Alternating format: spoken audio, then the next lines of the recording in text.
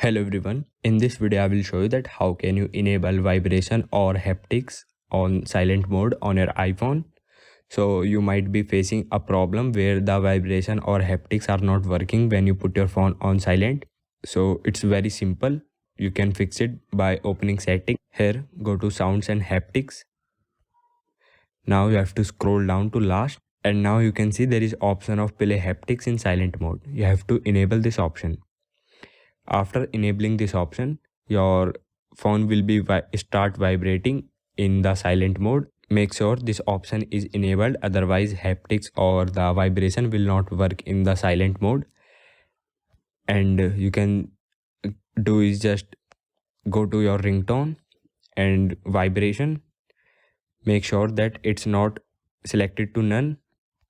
You can select the accent or you can select the default.